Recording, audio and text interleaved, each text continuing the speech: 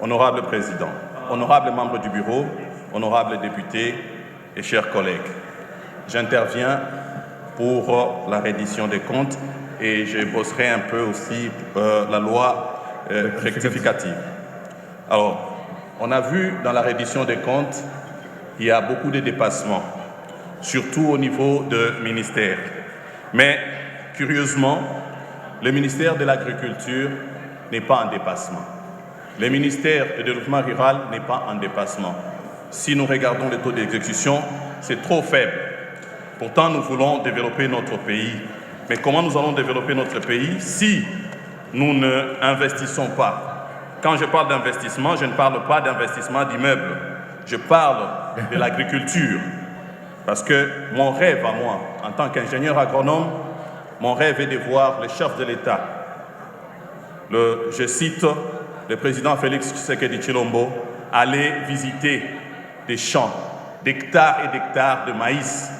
Vous vous souviendrez, honorable président, quand vous étiez VPM de l'économie, vous avez conduit une délégation aller chercher du maïs à l'étranger, en Zambie.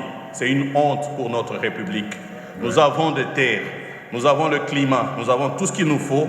Nous pouvons faire l'agriculture dans notre pays. Et en regardant dans ce qui est la loi rectificative, nous voyons, j'ai épinglé 5 rubriques. Fonctionnement, intervention économique, sociale, culturelle et scientifique, rémunération, investissement et subvention aux organismes auxiliaires. Les 3 premières rubriques, ça touche les institutions et les ministères.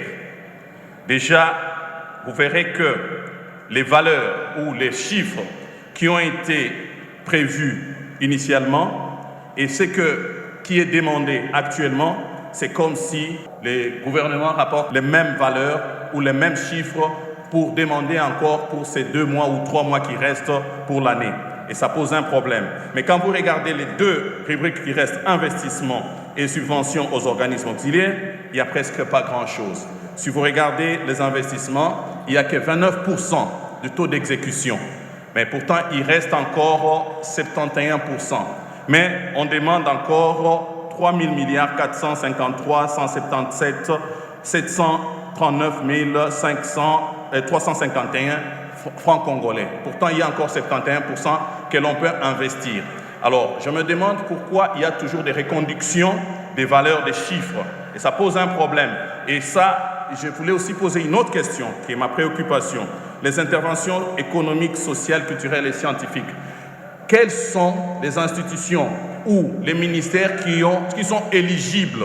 Parce que dans la loi financière de 2024, c'est pratiquement toutes les institutions et ministères qui reviennent avec l'intervention économique et sociale. Et ça pose un problème.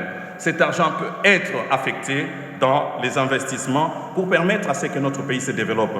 Vous ne pouvez pas parler du développement d'un pays si aujourd'hui vous n'investissez pas. Et je répète encore, les investissements, ce ne sont pas les immeubles, les investissements, c'est ce qui produit du travail. Et ce sont les engagements même du chef de l'État lors de son discours. Nous devons prioriser nos dépenses. Nous devons avoir une qualité dans notre dépense. Nous ne devons pas dépenser pour le plaisir de dépenser et faire plaisir à des individus. Nous devons investir sur le Congolais, nous devons investir sur la République.